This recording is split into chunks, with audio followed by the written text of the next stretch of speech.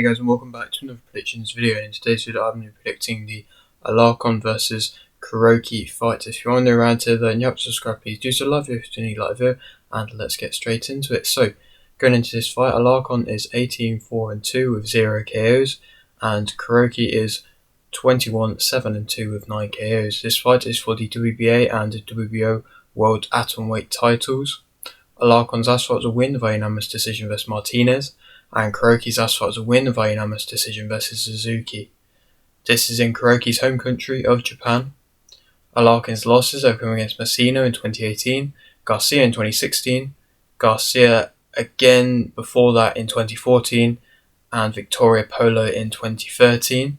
Kuroki's losses have come against Chimoto in 2021, Hanagata in 2018, Kozeki in 2017, Hanagata before that in 2013, Tada in 2013, Shibata in 2009, and Nishida in 2008. So, the first one being 2008, that was her debut. She's definitely been fighting around for a while now, and she's definitely got that experience, and I believe she's 32, I might be wrong, 32, 33, so not overly old to be honest for how long she's been fighting for, but she's just been around the game for a while now and knows it well. Alarcon is the former WBO World Flyweight Champion, and Kuroki is the former WBC World Minimum Weight Champion.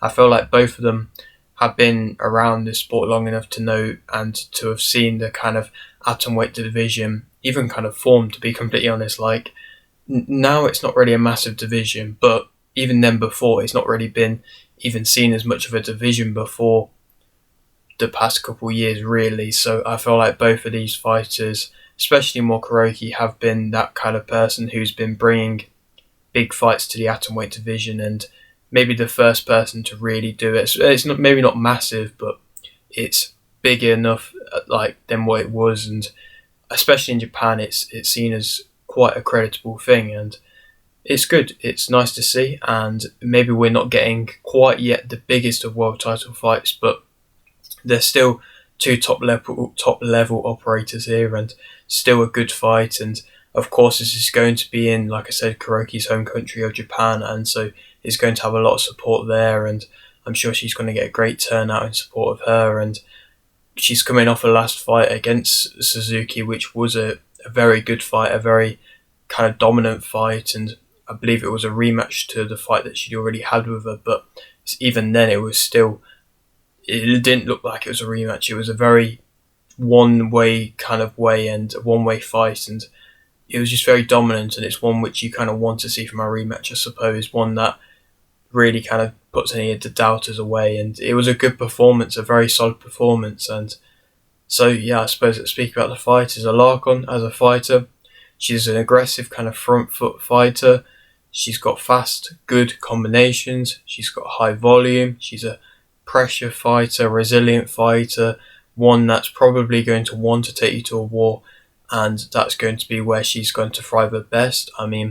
She's, like I've mentioned, not got any KOs, but she's not necessarily having to use that to show her ability. I feel like any of these fighters that you see which maybe don't have these kind of big KO in scoring, they have to have other aspects in their game which is still getting them to the top level. And for her, it can be her speed and her aggression. It's tough, it's difficult to defend against, and it's impressive. And like I've said, fast, good combinations. They're difficult for any fighter to deal with.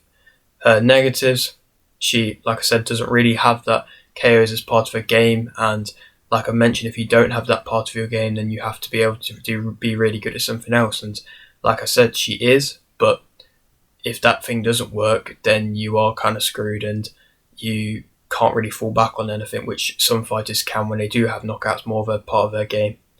She's not overly accurate, which is something which isn't amazing. I feel like she's quite wild and maybe doesn't set up her shots quite as nicely as what I'd like her to, and she doesn't really utilise her jab that much. She defensively kind of sits at range. She doesn't have a massive amount of head movement. She does get pushed back at times. She kind of takes a shot to give a shot, which is good, but it's not always amazing when you haven't got that much of a power.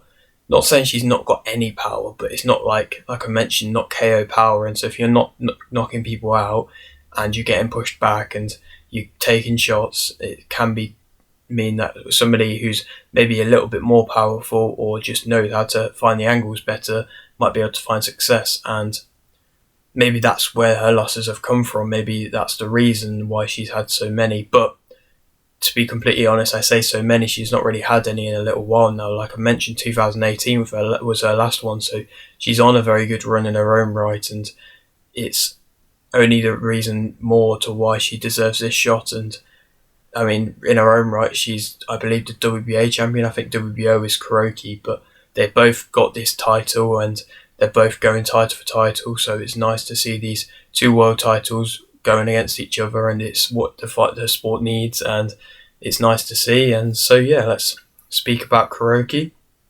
So she's a kind of outside of the ring type of fighter. She's got solid footwork. She's probably better at mid-range, I'd say.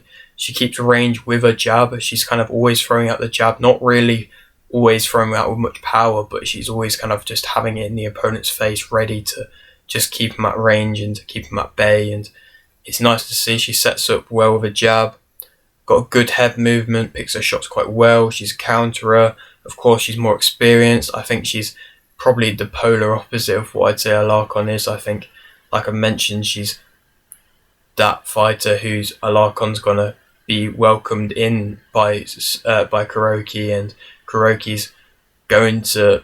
I think the only thing which Kuroki might not find success with is just if Alarcon can get through that jab. It's difficult to do, but if she can use her pressure and get through that jab, then she might find success on the inside, because I don't think Kuroki's really that good on the inside, and she can maybe make her work a little bit sloppier on the inside, and so that's what Alarcon's going to have to do. But Kuroki, if she can keep herself, keep the footwork going, tire out Alarcon, and just keep popping out the jab and keep it there, and I feel like she can do that. She's done it before, then maybe she'll find more success. But like I mentioned, it's a difficult thing to keep Alarcon at bay all fight.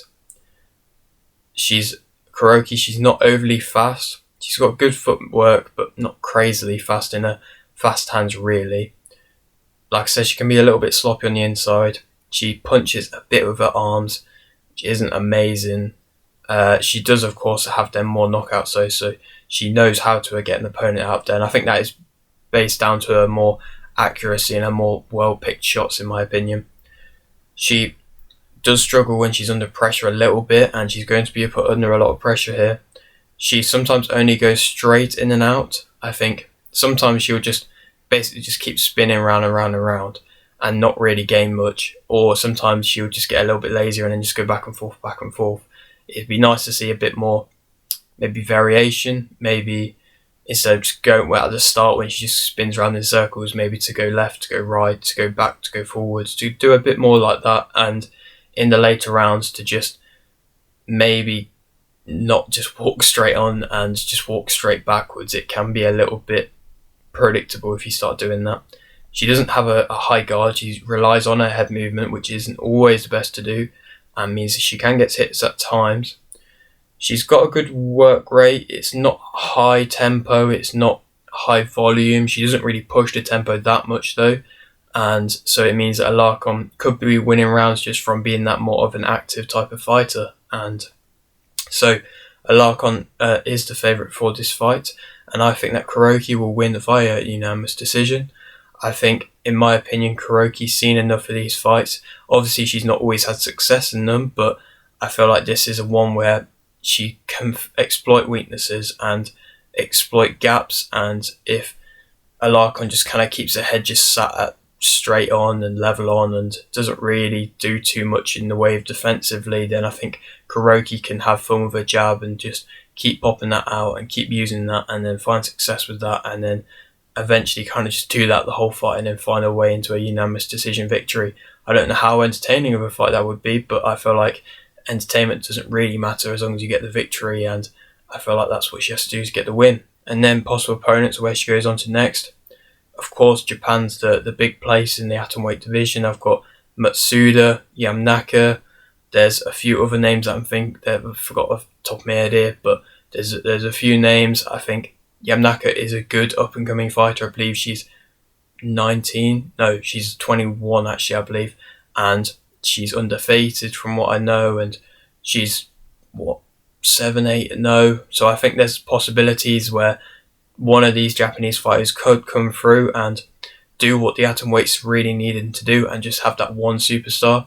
And at the moment, it only needs to be one, and then it can build up to 2 and 3 and 4. But for the moment, you just need one to really start that division. And I feel like there's possibilities with that with certain fighters here. But of course, they have to be able to beat somebody like a Kuroki, and I feel like Kuroki's age and experience will eventually get to her, and it will wear her down. But if she does herself, she might only want really big fights from now on. And so Batiki is another fight. I don't know if I pronounced that name right. She's WBC champion.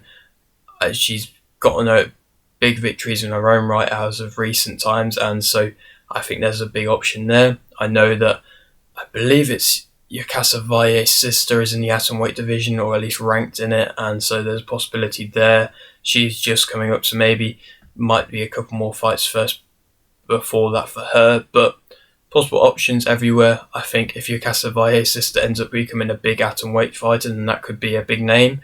I feel like she probably will move up before then to minimum weight or light flyweight, but we'll have to wait and see.